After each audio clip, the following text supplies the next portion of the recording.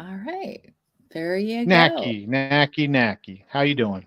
I'm good. How are you?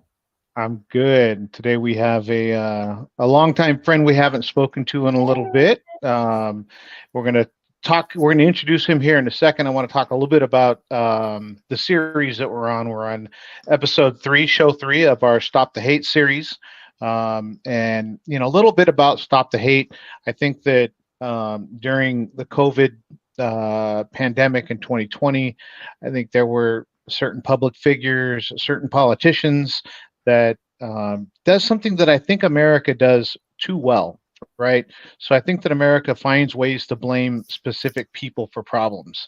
In the 80s and 90s, there were people blaming Japanese people for lack of jobs because the Japanese cars were beginning to dominate the market. Rather than talk about the job market, America assigned blame to Japanese people. And the immigration issue, they like to, certain people like to assign blame to a group of people rather than an immigration policy. And during the COVID pandemic, we ended up having politicians and public figures start to speak about it being a Asian or a Chinese virus. And with that came some blame for the virus. And again, as America starts to, just gets good at blaming a group of people rather than, a true problem, that's kind of what we found. And what we found was that there was problems with hate crimes and issues of discontent with Asian Americans and Native Hawaiian and Pacific Islanders. So the Stop the Hate series, sponsored by the California State Library, really it's having us dive into that and have the discussions and talk about all forms of hate, not just the hate with the issue with the COVID pandemic, but other ways that we might experience it in society. So we have a special guest with us. I'm going to let Naki introduce him, and then we're going to hop on in and just chop it up the way that we do. Yay. So, like Carl said, we're on episode three, and our special, amazing, wonderful guest, Kekoa Lopez-Paguyo. Did I say that right? Did I get that Yeah, right? you did. You I'm like, did. I'm getting good. I'm getting good. Yeah. Um, is in the public health career trajectory. He has focused on advancing efforts to improve access to health care. Kekoa loves this work because improving access to care has been foundational in Koa's community health work. So, most recently, his Kuleana, did I say that right? Both Yeah, privileged and Kuleana. Kuleana, to be positioned to support Pacific Islanders in improving access to COVID-19 testing and vaccination services with Tao and Natalie, who are with the Regional Pacific Islander Task Force, who do amazing job over there. Koa has also worked for Kaiser Permanente's Office of Community Health to push for better inclusion of both Pacific Islanders and American Indian, Alaska Native Indigenous communities into philanthropic what's the word? Philanthropic. There But you yeah, go. that's a Grant, mouthful word for sure. oh, grant making strategies. And then Kekoa graduated with his MPH from UC Berkeley School of Public Health. He received his BS in Health Science Society and Policy from Brandeis University Brandeis. Yeah. in Massachusetts. He was raised in Hawaii on the island of Oahu. Welcome, Kekoa. Thank you, Naki. Ooh, it feels so good just to hear it all read to me. It's like, I ooh, know. You should be that's who so I proud. am. You're so proud. You should be so proud. No, it feels good. Thank you so much for Yeah, the we're intro. so proud of the work that you're doing, especially, during COVID, you were like hitting the ground, like taking everybody by storm with the work that you guys were doing with the task force, which is Yeah. amazing, amazing. So thank you for that. Totally. It's been a long time since the COVID work, like Yes. early 2020 to 2021. Like that was just everything, like just trying to mobilize the community across California, like, Right. and then just trying to like advocate too, because like our data was so hidden and invisible Mm, that like we had to kind of make that that known to the public health department so that Right. they did better surveillance for us and showed our data better so that we could Yes. then tell our community, like, look, hey, like, our people are dying. Like, we need to vaccinate, we need to get tested often, and we just need to, yeah, improve these things so that we could, you know, see a better future with all of our family protected, all of our ohana protected, and not really have to worry about anything. But yeah, that was the Why do early days. you had talked about data, right? And I think that people that don't understand it, data seems like, you know, their data sets, their sheets of information, they're really clinical and they don't really mean much. Why is data so important, and why did we find out in the last few years just how important data is? Talk a little bit about that, about being able to, what's visible with some data and not visible with other data, because I think data, you know, when you say that, some people kind of, the eyes glaze over and they're like, well, what Yeah. does that, you know, what does that mean to me? Talk a little bit about how important that is for especially marginalized people and groups of people. Yeah. Oh my God, Carl, that's like the biggest question in the world right now, I think, for Pacific Islanders specifically in the United States. Like, data matters, and just how we cut up the data and how we understand who we're talking about matters. So specifically in the field of like public health, and just how we understand like racial disparities, as it's come to be known, like racial disparities in health outcomes. We sort of stratify by different racial and ethnic groups, and sort of what's a huge sort of barrier and issue with among Pacifica people, like people from the islands, is just that in the United States, a lot of different institutions, a lot of different health systems, like even large ones, they don't really have our data stored in a way that really defines our people well. And so we're kind of hidden, often in aggregation. Like, unfortunately, we're often aggregated with Asian community members in data. So it looks bad, because if there's any disparities within a smaller community like the Native Hawaiian Pacific Islander community, they're kind of hidden in aggregation. So it's not to be anti-Asian at all. Right. I identify as a Native Hawaiian person, and I also identify as a Filipino person. So I'm both. And so I kind of approach it like data disaggregation, and thinking more granularly about different racial and ethnic groups in data. It's important not even just for the Pacific Islander community, but it's important for the Asian community too, because it's just kind of defining better that like the Filipino community is very different in our health outcomes than the Japanese community, and just kind of being more specific about what communities we're talking about and what communities are experiencing certain woes or certain like discrimination in the healthcare system. Like, it all kind of matters, and sort of we have to kind of understand it at that level eventually over time. I think our public health sort of world and our health system world in the United States, we're kind of getting that narrow, very focused and sharp way to kind of see our health, but we're just not there yet. But we're kind of witnessing that wave of change, I think, at the moment. I Right. think the go ahead, Nikki. No, I'm sorry. I was just going to say, I think a lot of that came out of COVID-19. I think it Totally. highlighted it, because our community was dying at a high rate. And I think having like regional Pacific Task Force go into the county, to the city, to the state, demanding that our data be disaggregated, having I think that during the and this is my own opinion, I think that during the pandemic is when we really woke up and said, okay, we need our own numbers. We need our own, we need you to see us, because we're not like the way that the pandemic or COVID was, I don't know, the way that it was affecting non-Pacific Islanders. They were using those numbers to try to treat us when we were dying at like 10 times the rate of non-Pacific Islanders. But that wasn't well known, right? Like, we had to almost like fight for that data. Like, it wasn't well understood that Pacific Islanders were like getting COVID disproportionately and then dying of COVID disproportionately. Like that was just not well understood.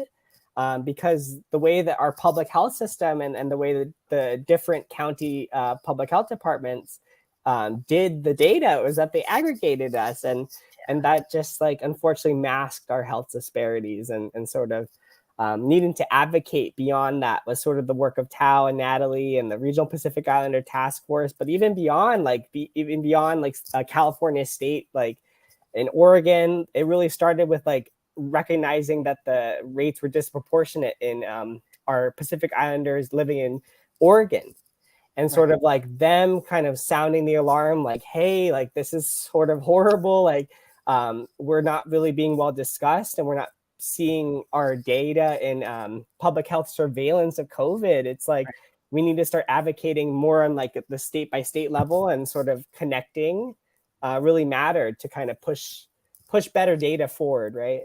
Right. So you then now after COVID and working with the task force, and you've gone into, you're working in healthcare. Have you found any, or I don't know, I don't want to say discrimination, but towards Pacific Islanders, or what have you found in the field that you're working that, what I'm trying to, like, not hate, anything just that discrimination, or just things like that. Like I guess like I could talk about the fellowship I just finished. I'm just exiting a fellowship. It just ended last month. It was a fellowship funded by the American Public Health Association and Kaiser Permanente. But functionally, like my day-to-day work day, I was just at Kaiser. I live in Oakland, California, so their national offices here in Oakland, and it was a completely remote fellowship, though. Unfortunately, I never like had to physically go to the office, but it was a good fellowship in the long run, and I got to kind of push Kaiser Permanente to really think better about our Pacific Islander community, because they weren't really, or that's the kind of the reality I sort of entered in the healthcare system, where like our community wasn't really being well thought about, or and sort of there was an opportunity for Kaiser Permanente to improve and like really think about our community better. And a lot of that did involve data disaggregation. So like, back to like what Carl was saying before about like how that was so important to kind of lead for in the health equity for COVID. Like it was also important in the work I just did for the past year in Kaiser, to kind of advocate for just our population's sort of health disparities to be better known at Kaiser. So that health advocacy was sort of the thread of the work in the past year. But that was like sort of the job pretty much, was this fellowship. And now I'm sort of looking for new horizons. And was it because they didn't know, or I don't know. They just, I'm sure that, I don't know. Did they just didn't know that there was a high population of PIs in the community, or you know what I mean? Like if they we're not seen, we're not heard. And I think it was like an awareness thing. Like often, during the fellowship this past year, I kind of experienced where a lot of different departments within this health system, they would show our data in aggregate.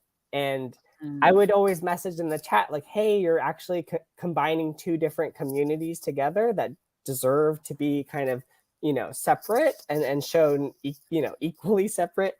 And so I kind of just wanted to try to shift that a little within Kaiser Permanente, because I was noticing it among different departments. And sort of, I was in the Office of Community Health, where they do grant making. And so that means like they fund community-based organizations. They put out RFPs that then organizations can apply for, and, they'll decide who gets funding essentially. And sort of, they are trying to map out strategy, and often the strategy around equity really mattered, because in the way Kaiser Permanente or just other healthcare systems, in the way they define our population, our Islander people, it matters for the way that they operationalize and think about our data and try to improve our health in their health system. And sort of like what I learned, and I guess my fellowship is that just that, I guess how we talk about our people and who we are and how we define our people really matters in healthcare and data. And like that sort of matters as like the first sort of step to get towards health equity. Like we have to sort of understand who's health disparate, who is like more disproportionately impacted versus like who is having worse health outcomes compared to everyone else. And then you need to focus there. But it's like our community right now, like the Pacific Islanders specifically in the United States, like we're dealing with the issue of like we need to first, get our sort of bearings together to define who is more health disparate before we could actually achieve any health equity. It's like we're still working on this definitional sort of understanding of like who is most disproportionately impacted, and sort of that is like the thread of like the work. I think at the moment is just sort of being clearer about how we define our Pacifica people. There's so many different Pacific Islanders that is sort of have different relationships with the United States, and that's sort of not well understood either. There's just a lot to kind of dig into in this discourse for sure. Yeah. I think the one of the things that the disaggregation, a good point can be made there that like I'm not anti-Asian, right? But I am Totally pro Pacific Islander, right? And I love my Asian brothers and sisters, but their health concerns aren't the same as my people's health concerns. Their access to education, their issues aren't my people's issues, right? They're different. Diabetes, obesity, those kind of things, they're not the same. You know what I mean? The needs of my community isn't the same as the Asian. So it's not like I'm anti-Asian, but it's kind of like if you live in a rich zip code, people think you're rich. Well, just because I live in a rich zip code, if you disaggregate the people that live there, you'll see that not everybody who's in the zip code is rich. So when you have health outcomes for Asian Americans, they're not reflective of the health outcomes of the Pacific Islanders, both by access, education. And let me just back up a second. I love having a highly educated Pacific Islander on the show. There's so many that are, Pacific Islanders that are amazingly smart and intelligent, but they haven't attained the education level, right? So they don't necessarily 100%. sit at the table and hold those conversations, with an MPH, with, a doctorate or that high attained education. So congratulations to you with that. Have you found anything in I mean, Kaiser, obviously, as a health organization, did you find anything, since we're, it's a Stop the Hate show, I think that one of the most common ways that hate is expressed nowadays is through social media or, communication, right? Because it's real easy to throw out, a slur on a message board, or even an offhanded reference that could be taken different ways in an email. Obviously, a message board, a chat room, or social media like Twitter, that stuff happens all the time. Did you see any of that at such a large organization at Kaiser, or do you think that they do a good job of kind of policing themselves? No, I mean, that's such a good question, Carl. Like I actually, I didn't experience any of that at Kaiser Permanente. I thought that they were pretty good about like, the respect for the Asian community members for sure. And they did a lot of grant making to fund, Stop the Hate, anti-Asian hate campaigns that they actually funded through grants. So I think that they, they're there. Kaiser Permanente is sort of there with sort of funding and supporting Asian community members 100%. And sort of that wasn't like much of my work wasn't really working for the Asian community members, though, like, their health disparities also matter. Like there's a lot of like, even within the Asian community, there's so many health disparities even among that community, like that they're not a monolith, right? Like there's so many different communities just sort of wrapped into what is described as Asian in the United States, and sort of yeah, like that wasn't much of my work at Kaiser Permanente, but what I do think a lot of my work was just sort of defining how Kaiser can improve and how it understands who the Pacific Islanders are. I think we often sort of say like Asian Pacific Islander, like very quickly, like the Pacific Islanders sort of glossed over, like we're not, like, you know, like we're sort of treating it at Asian and sort of stopping there in our mindset, or like just in how I think about my non-Asian or Pacific Islander peers. They don't think of API, you know, including the Pacific Islanders. They sort of stop at Asian in the way that they use that terminology, and sort of I think a lot of my work is sort of dismantling that, or just kind of making more recognition of the fact that that is an aggregation, and it's not always a bad thing that we're combined with our Asian community members that are like our cousins across the Pacific. Like it's just to say that we're a little different in the way our cultures are, and you know, our Pacifica people are more similar to each other than we are to our Asian community members. So I think it's just like this constant redefinition that's happening in the United States, where you know, it was sort of thought that we were the same people, but I think today it's shifting, and the way that we're understanding who we are is shifting, and sort of even like the terminology, like Native Hawaiian and Pacific Islander, it sort of, it uplifts Native Hawaiian, and I'm a Kanaka Maoli in part, and so like as a Native Hawaiian person, I feel like it's almost like a sad thing to feel so uplifted while the other Pacific Islanders are considered other. Like that doesn't make any sense.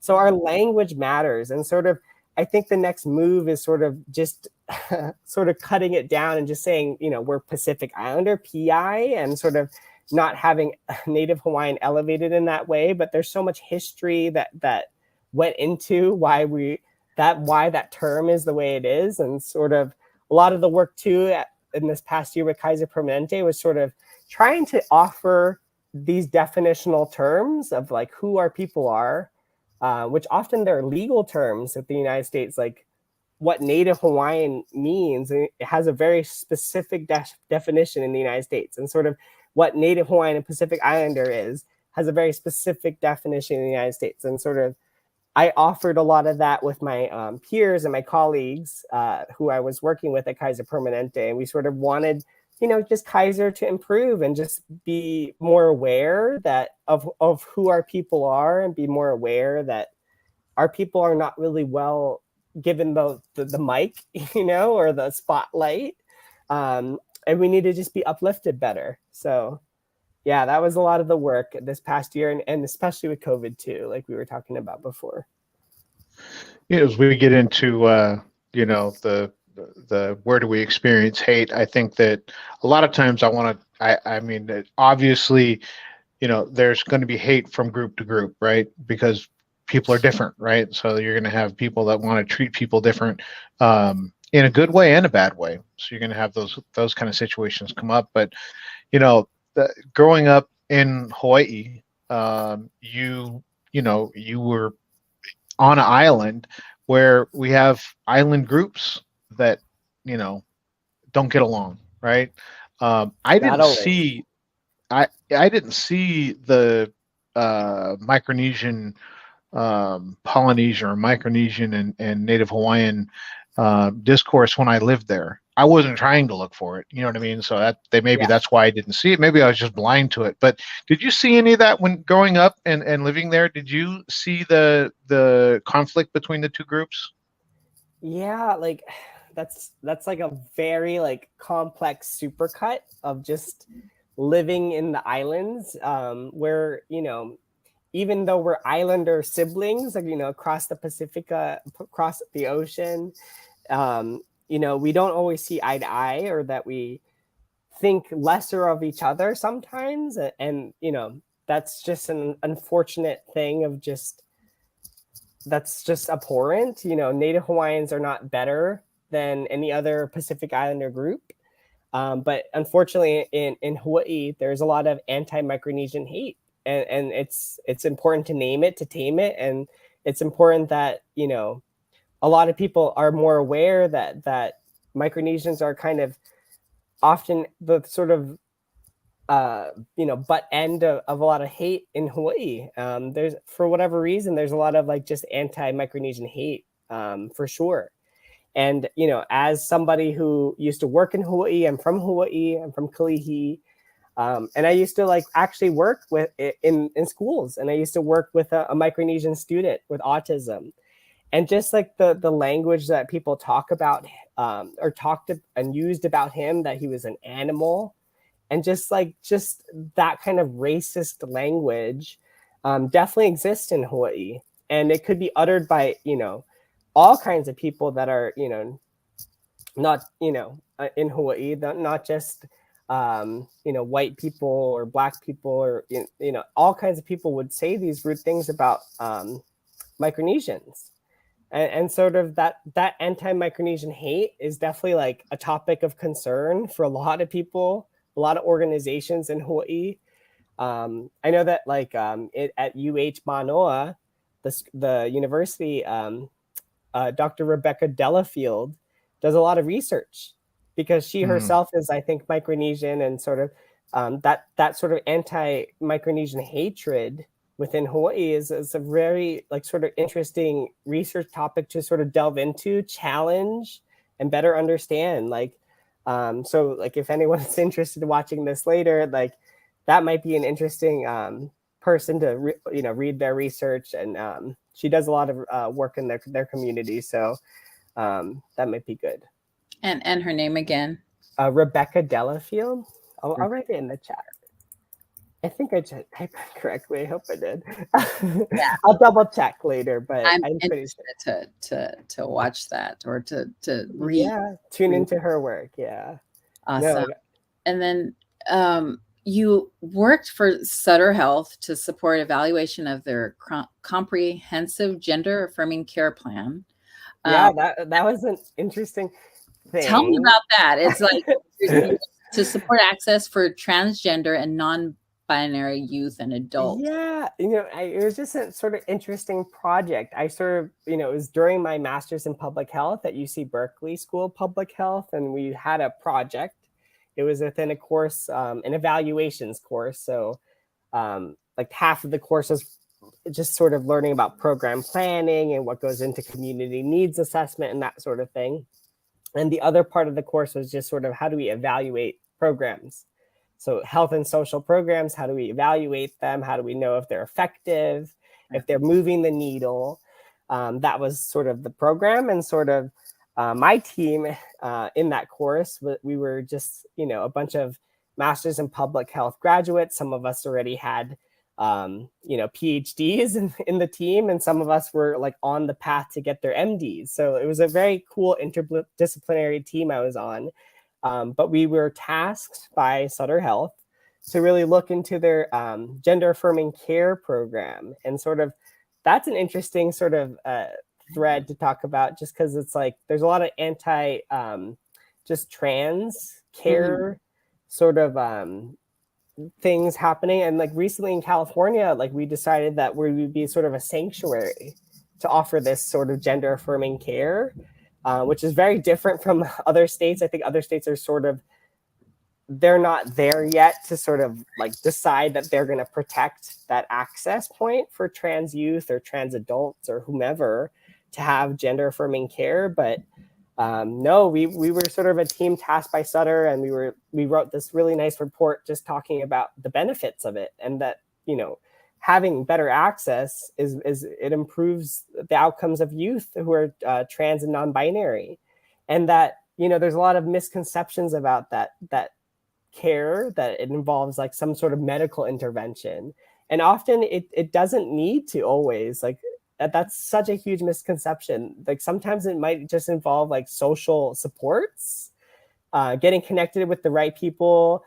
It could be like at the level like voice training, just to make sure that you sound effeminate or more masculine, and like sort of that level of like transitioning also matters equally to trans care. And sort of people just think it's all medical intervention, like all like changing their parts, right? And that's not what it is. So having access to that for youth who are kind of so I identify as Mahu, like Native Hawaiian Mahu, and like it's a third gender in Hawaii, and sort of I represent both like male and female spirit. So in the sort of it's just a thing that needs to be protected. That having that sort of supports within a healthcare system, so like life saving, life protecting for trans youth who are sort of grappling with their gender identity, and if the healthcare system could sort of facilitate in that,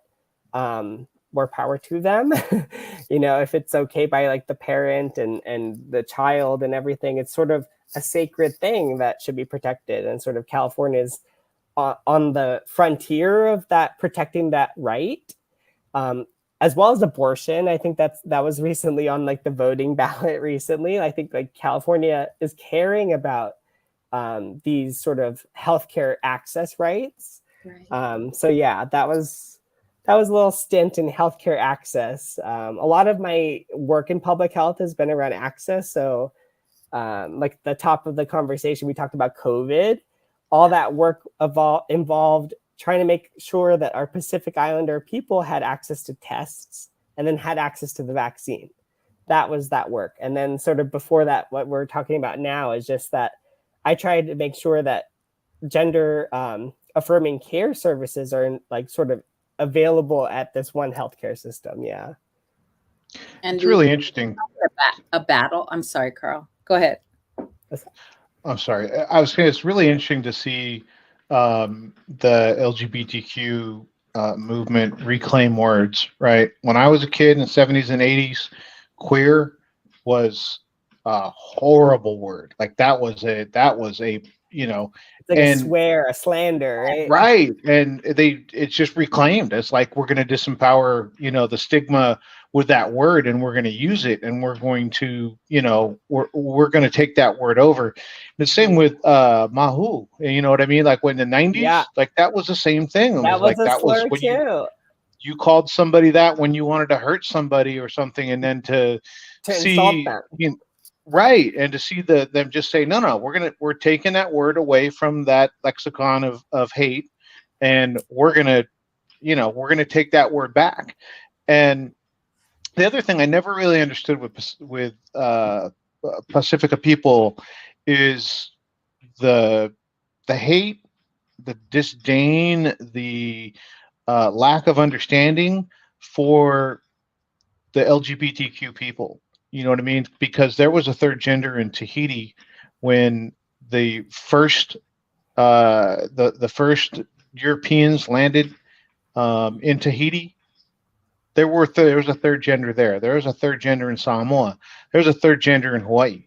Yep. And somewhere in there, that became lost to us, or at least a portion of us, to where now it's like it's a colonial concept of the third gender doesn't fit, the third gender doesn't belong. That was there before colonialism, before those boats hit the shores.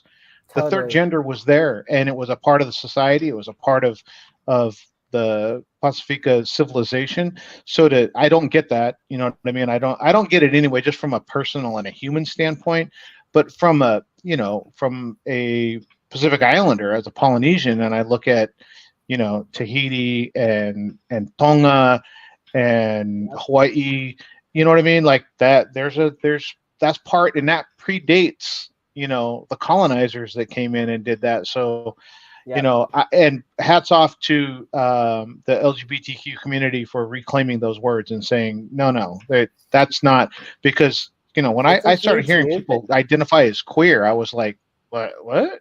Like Yeah, like, that. are you sure you want to call yourself that? Yeah. Right, because of how I grew up. You know what I mean? I Yeah. grew up in the 70s and 80s, and that was like, you didn't. Yeah, same with the 90s in Hawaii. You didn't. Nobody said, "Hey, I'm Mahu." I'm Mahu. Yeah. No, totally. Right. And I feel like with my generation, and excuse me, I'm calling you guys old. I'm just We're saying, like, old.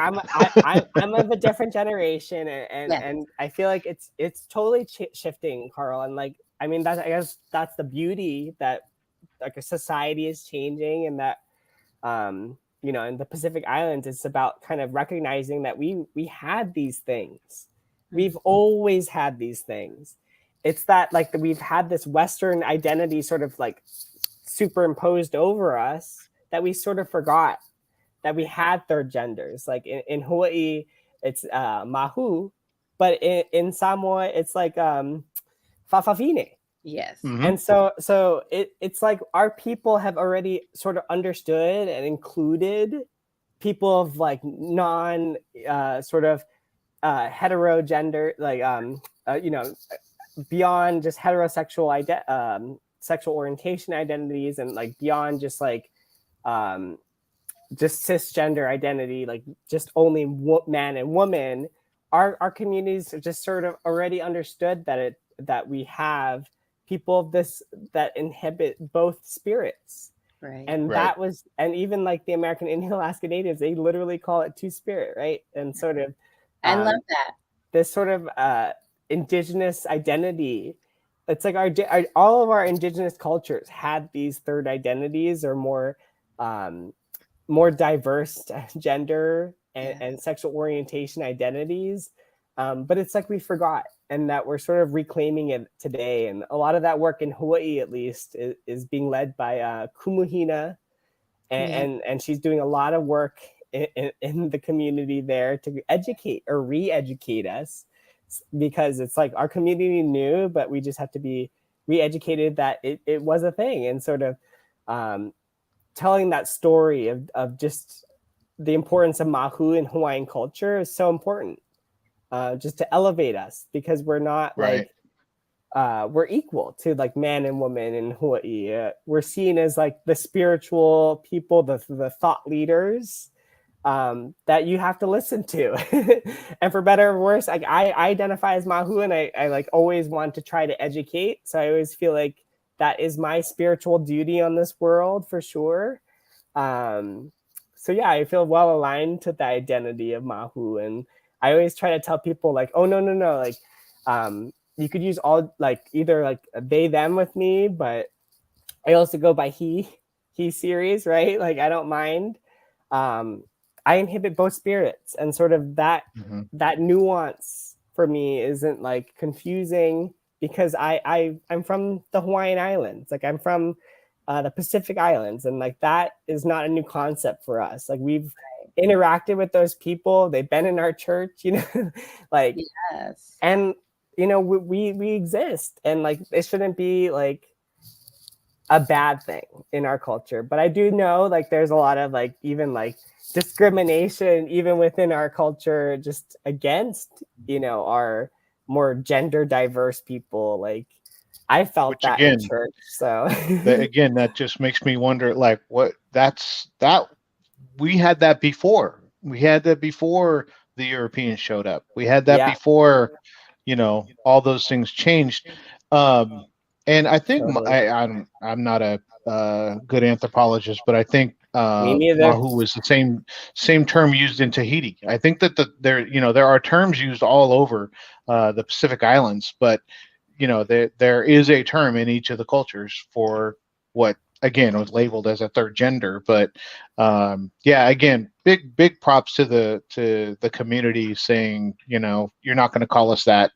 We're going to disempower that. We're going to remove the stigma by using it, not by hiding from it, not by saying this or that. But yeah, in the 90s, Mahu was like A that was like slur. a big time. Yeah, That was that was what you used. You wanted to hurt somebody. Do you think totally. it is with that so when the word gets disempowered, it feels to me like that's a form of education, right? And that the hate can be lessened or can be dampened, even removed through education and understanding of, because really to me a lot of the hate comes from I just don't understand that, so it's just easier for me to hate it, because if I don't understand it, then it's like being afraid of the dark. You don't know what's in the dark, so you're afraid of the dark.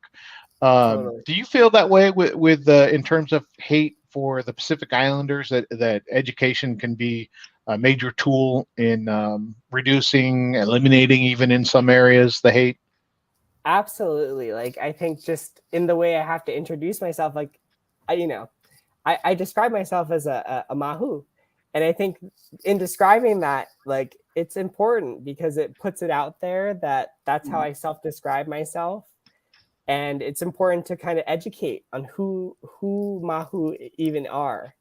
in Hawaiian culture or in Pacifica culture, just like third genders kind of widely, we wouldn't even get to that discussion if I didn't even introduce myself as Mahu, you know, like, so it's important to sort of educate it about others about our culture and sort of educate others about like our data and how we're so invisible and how we need to matter more. It's all sort of tools to educate. So sort of like how we term things, how we see things in data, it all sort of matters. Absolutely. I stand by that too. So what is in your future? Are you continuing through to higher education, higher than you're already in higher education? Yeah. Or, you know, what do you see? What do we see in the future for Kekoa? Oh my God, Carl, that is the big question. What You am had I mentioned, doing in the the reason I future? say that is because you had mentioned I had MD mentioned earlier. Yeah, well, I mean, I don't know. Who knows if what's on the horizon? I do think um, whoever I tell I'm like contemplating more school after all how much school I've been through, whoever I tell that is like, oh, it makes sense, you know. But then at the same time, I'm like, oh my gosh, should I do more school? So I'm not sure yet if I want to pursue a doctorate in public health yet, or just want to stay just sort of practicing in the field. I kind of like what I'm doing now. A lot of the time, it's just advocating for the Pacific Islander community wherever I am. And sort of I like that work. So I'm not sure if I'm ready to go back to school just yet. I'm kind of enjoying just being out in the field and practicing with different public health orgs. So like right now I'm just applying to different public health programs to sort of manage their different programs that they're focused in. And right now I'm focused in a lot of addiction treatment programs for opioids. In California, there's a lot of destigmatization happening in that healthcare area where, you know, sort of medical treatments for addiction or opioid addiction, it's not a stigma anymore. It's like, you know, doctors should learn how to offer Suboxone or other sort of opioid treatments better because it's a good alternative to just using drugs, right? So, so I'm applying to a lot of programs that are like focused on improving providers' sort of training on offering those types of medications and improving just patient awareness about, you know, this clinic offers that, or you could get it here at this community health center. So just, you know, the whole gambit of just trying to get better access.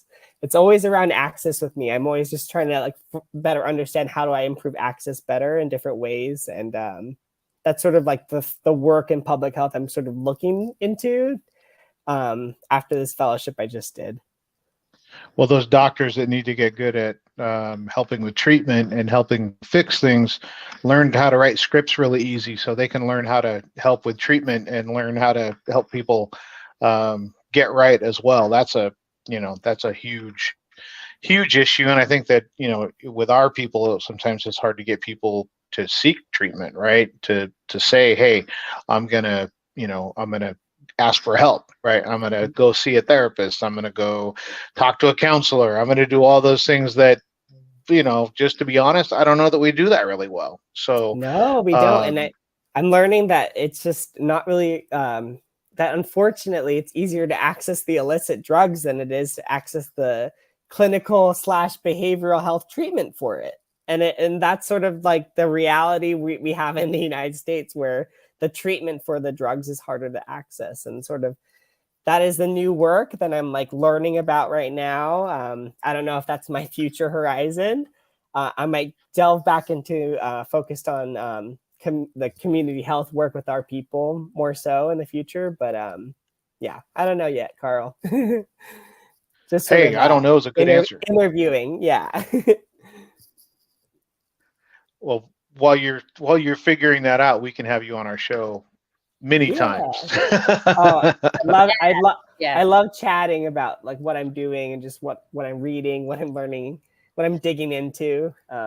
Love it. So thank you for this platform. Oh no, awesome. I love the work that you're doing. But during the work that you've been doing advocating for Pacifica people, are you finding that we're getting enough I don't know, work or PIs looking for clinicians or getting the help that they need?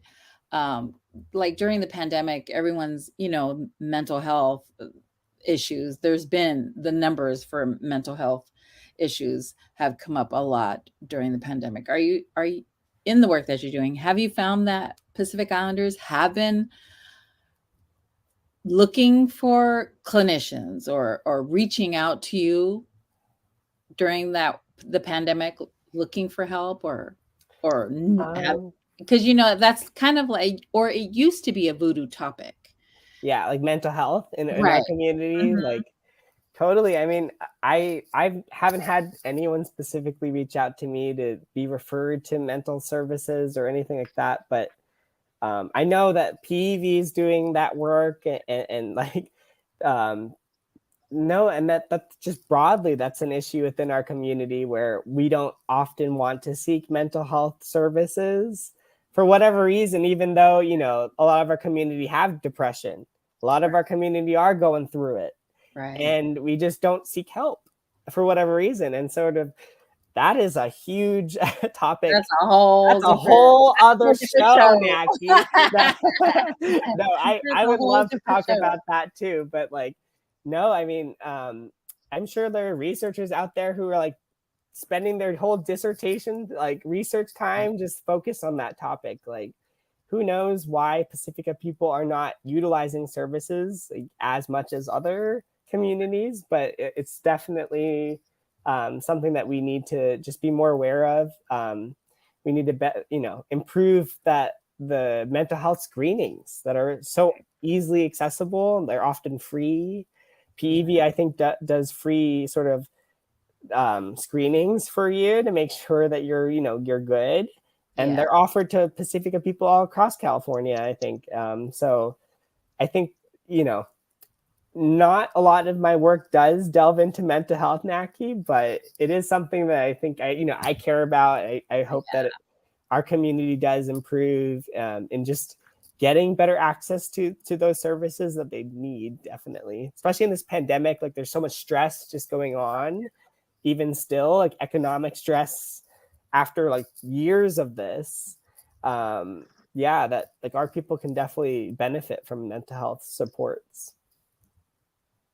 Yeah, I agree. We just need to get the information out there. And a lot of it is pride, but that, like you said, that's a whole different show. That's a whole different topic for a whole different show. A whole different topic, but we could have a whole season on that. Yeah, no, totally. We really can. Is there anything that you're looking, well, besides the work that you're going into, is there anything that we missed that we want to make sure that we discuss everything and cover anything and everything that you're doing and coming up in the amazing work that you have been doing in the past, that we really appreciate you and the work that you're doing? Oh my goodness. Well, I feel like I have the mic, but I'm not sure. I'm not sure what else I could discuss, y'all, but not that I could think of. I think we went through COVID. We went through like equity issues. I mean, I think, I could just end just kind of talking about Native Hawaiian and Pacific Islander people just broadly, just for whoever's kind of tuning in at the very end of this or who's like skipping to the end, who knows. Just that, our people were small, but it doesn't mean we don't matter. Right. We're easily invisible, but it's so important to uplift us because it's so easy to just, we're easily hidden. Yes. And I think the big move in health equity work for our people in the United States today is just about uplifting us and saying that even if we're small numbers, we matter equally to all other communities across the United States. We're such a diverse fabric in the United States, and sort of our people need to be recognized equally. And that is the sort of future for our people in the next 10, 20 years of advocacy work, I'm sure. But is making that claim and argument for our people, just to get that equal recognition, right? That we deserve. Thank you so much. I'll say this before Naki takes us home, because she's always the one that takes us out of the show. Oh, I love that. I always love I love talking to you, Kekoa, just always have. But I love hearing that attained education behind Pacific Islanders' names, not because some of the smartest people I know don't have degrees, right? But because I know that your voice carries further outside of Pacific Islander communities because of the attained education. So when we have people on that have, put in the work, they've seen it through, they have, whatever degree, I always smile at that because I know that your voice is going to carry further outside of the PI circles, right? Like I hope I wouldn't need you to have a degree to know that you're very intelligent, but congratulations on what you've been doing, the work you're doing. I know as you're looking at what team you would like to join, both in an industry or or physical organization, or going back going back to school to get another designation, whatever you choose to do, I'm sure you're going to do it really well. But I appreciate you taking the time to spend with us. And like I said, it's always fun to chat. So just have you back on and not wait a couple of years to share space with you. So thank you. No, mahalo, Carl. I appreciate that. Thank you so much, Kekoa, for your time, your energy, the work that you're doing. We appreciate you, and your community appreciates the work that you're doing. So thank you so much, and God bless you. God bless you too, Naki. Thank you for having me on. Bye, y'all. Bye.